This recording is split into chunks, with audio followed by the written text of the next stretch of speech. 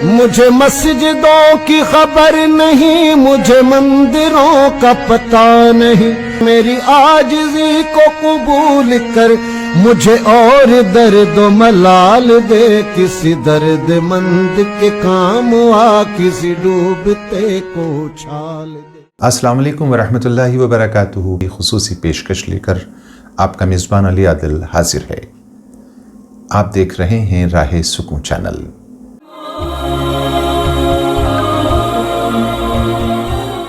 दोस्तों, आध्यात्मिक और मजहबी सोच और फिक्र हर वर्ग, समुदाय और क्षेत्र में पाई जाती है।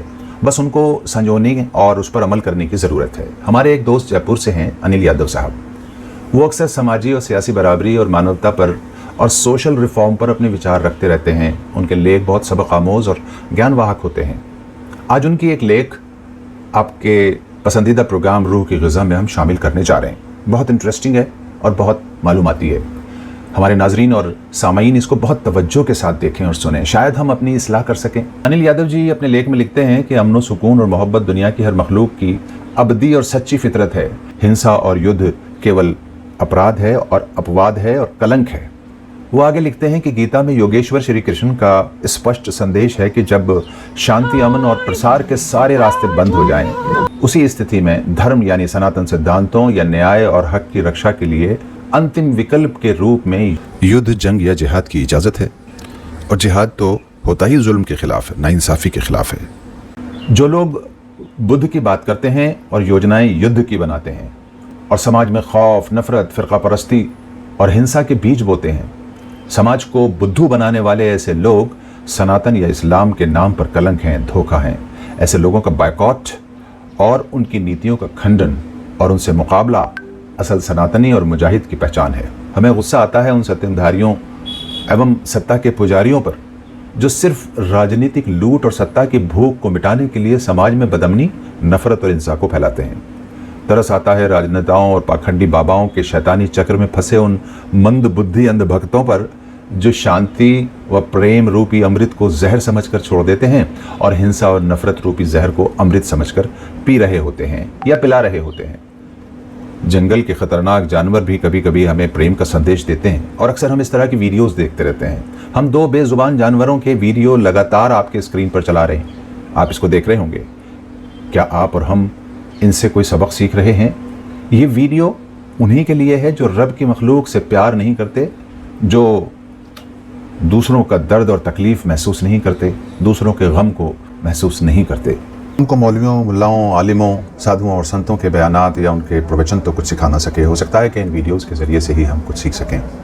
इन वीडियोस में जानवर के प्रति कितनी वफादारी और प्रेम दिखा रहा है और इंसान के प्रति कितना प्रेम दिखाता है, इससे शायद कुछ हम सीख ले सकें।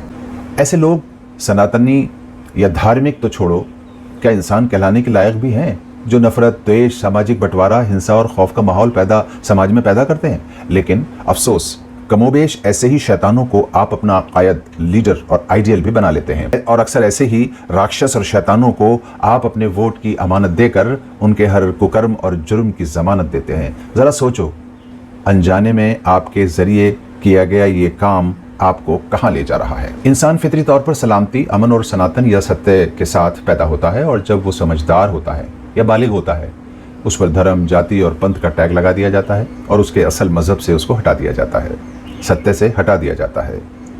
अनिल यादव आगे लिखते हैं, किसका जन्म कहाँ हुआ ये महज संयोग है और यूं कहें कि बायोलॉजिकल प्रोसेस का नतीजा है। इसमें गर्व या अफसोस करने लायक तो कुछ भी नहीं है। आला ख़ानदान या धर्म में सिर्फ पैदा हो जाने पर गर्व करना हमारी कामचोरी, कमज़ोरी, नादानी और मूर्खता की निशानी मात्र है और इस गर्व में अंधे होकर एक दूसरे से लड़ना और दूसरों को नीच या कमतर समझना बड़ा पागलपन है। असल में इंसान के लिए सही अकीदा और आस्था के साथ नेक अमल और अच्छे कर्म ही फ़ख्र की बात हो सकती है, मगर घमंड हमें उस पर भी नहीं करना चाहिए। अनिल यादव आगे लिखते हैं, अगर तुम्हें लड़ना ही है तो अपने नफ्स और अपनी अंतरात्मा से लड़ो। उन बुराइयों और सोच से लड़ो जो तुम्हारे अंदर छुपी हुई हैं। समाज में अच्छाइयों को जिंदा करने और बुराइयों को मिटाने के लिए लड़ो। धरती पर हक, इंसाफ और सत्कर्मों के प्रचार प्रसार के लिए लड़ो। यही मुजाहिद और सनातनी होने की पहचान है। मगर ये तुमसे ना हो पाएगा क्योंकि तुम सिर्फ सनातनी बातें तो करते हो, बज़ाहिर दिखते भी इंसान हो, मगर सोच में भेड़ियापन है, तशद्दुद और हिंसा है, लोभ और लालच है, तिकड़मबाजी, 420 और छल छबीलापन है। जंगल के फाड़ खा जाने वाले जानवर से भी बदतर हो गए हैं लोग। बेरहम और कुकर्म और क्रूर हो गए हैं लोग, और उम्मीद लगाते हैं रब से कि वो हम पर रहम करेगा, हमें जुल्म और अत्याचार से बचा लेगा, हमें मोक्ष की प्राप्ति होगी। हरगिज नहीं। वो तभी मुमकिन है जब हम अपने गुनाहों का पश्चाताप कर लें, माफ़ी मांग लें और आइंदा सलामती, अमन, सनातन और हक व इंसाफ की बात करें। अभी भी वक्त है। हम पाखंडी, सनातनी या फर्जी मजहबी बनने से पहले रब के गुलाम और अच्छे इंसान बन जाएं। यादव जी आखिर में लिखते हैं कि अगर आप कुछ कर सकते हैं तो वो है परमात्मा या रब्बुल आलमीन के पवित्र संदेश और सृष्टि के सनातन सिद्धांतों की रक्षा और उसका प्रचार और प्रसार। और सिद्धांतों में एक ईश्वरवाद यानी तौहीद के बाद सबसे प्रमुख है शांति, सदाचार, अच्छे अखलाक, सहयोग और प्रेम। तो यही परमात्मा की यानी रब की सच्ची इबादत या भक्ति होगी। अन्यथा धोखा तो हम बरसों से खुद को और परमात्मा को देते ही आ रहे हैं। या रब है परमेश्वर, हमको हक और सत्य को समझने और उस पर ज़िंदगी गुजारने की सद्बुद्धि और तौफीक अता फरमा। जो हमारे बीच या बीमार हैं या उनके मुताल्लिकीन या रिश्तेदारों में बीमार हैं, उनको अच्छी सेहत अता फरमा। सुकून और इज़्ज़त वाली हलाल रोज़ी हम सबको अता फरमा। तमाम परेशानियों से हम सबको महफूज फरमा।